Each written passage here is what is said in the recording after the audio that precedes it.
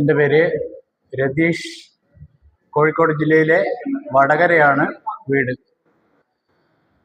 അപ്പോൾ ഈ ഒരു ഗ്രൂപ്പിൻ്റെ ഒരു പ്രത്യേകത ഞാൻ മനസ്സിലാക്കിയത്, ഞാനിപ്പോൾ ഇന്ന് ഈ നിങ്ങളെ മുമ്പിൽ നിൽക്കുമ്പോൾ എനിക്ക് ഒരാളെ പോലും നേരിട്ട് പരിചയമില്ല. ആദ്യമായിട്ടാണ് ഇവിടെയുള്ള മുഴുവൻ ആളുകളെയും ഞാൻ കാണുന്നത്. അതുപോലെ എന്നെയും നിങ്ങൾ ആദ്യമായിട്ടായിരിക്കും കാണുന്നത്. ഞാൻ വടകരയിൽ പോലീസിലാണ് വർക്ക് ചെയ്യുന്നത്, SP ഓഫീസിലാണ്.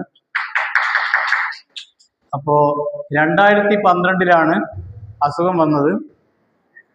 ആ സമയത്ത് മിംസിൽ ഇപ്പോൾ ആരോ പറഞ്ഞ നാരായണൻകുട്ടി വാര്യർ എന്ന് പറയുന്ന ഡോക്ടറെയാണ് കാണിച്ചത്. അപ്പോൾ ഡോക്ടർ പറഞ്ഞത് എന്നോട് 1 മാസത്തിനുള്ളിൽ തിരിച്ചു വന്നില്ലെങ്കിൽ നിങ്ങളുടെ ഭാവി അപകടത്തിലാണ്. അപ്പോൾ ഞാൻ ഡോക്ടറോട് പറഞ്ഞു, തൽക്കാലം ഞാൻ ഇറങ്ങുന്നു, പിന്നെ കാണാമെന്ന് പറഞ്ഞിട്ടാണ് ഇറങ്ങിയത്.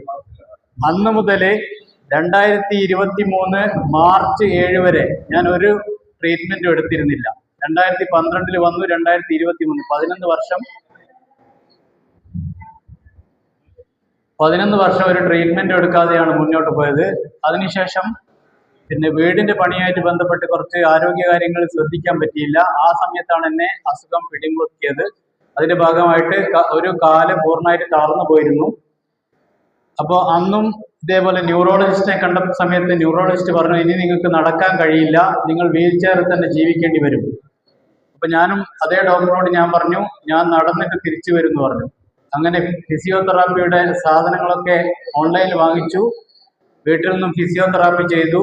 അങ്ങനെ അത്യാവശ്യം നടക്കുന്ന ഒരു പരുവത്തിലായി. അങ്ങനെയാണ് ഇപ്പോൾ നിങ്ങളുടെ മുന്നിൽ വന്നു നിൽക്കുന്നത്. 6 കീമോ ആണ് ചെയ്തത്. കീമോ ചെയ്യുന്ന സമയത്തൊന്നും യാതൊരു ബുദ്ധിമുട്ടും തോന്നിയിട്ടുണ്ടായിരുന്നില്ല. അതുപോലെ എൻ്റെ 2 സുഹൃത്തുക്കളായിരുന്നു ഹോസ്പിറ്റലിൽ വരാറുണ്ടായിരുന്നത്.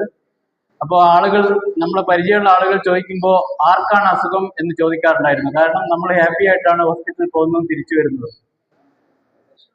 പിന്നെ നമ്മുടെ ബേപ്പൂർ സുൽത്താൻ വൈക്കം മുഹമ്മദ് ബഷീർ, അദ്ദേഹത്തിൻ്റെ ജീവിതവുമായിട്ട് എനിക്ക് കുറച്ച് ബന്ധമുണ്ട്. കാരണം ഞാൻ ഒരുപാട് ജോലികൾ ചെയ്തിട്ടുണ്ടായിരുന്നു. ഈ പോലീസിൽ വരുന്നതിന് മുമ്പ് ഒരു 10ലേറെ ജോലികൾ ചെയ്തിട്ടുണ്ടായിരുന്നു. ഒരുപാട് മേഖലകളിൽ വർക്ക് ചെയ്തിട്ടുണ്ട്. ഒരുപാട് ഗ്രൂപ്പുകളിൽ ഇപ്പോൾ സജീവമായിട്ട് മുന്നേറിക്കൊണ്ടിരിക്കുകയാണ്.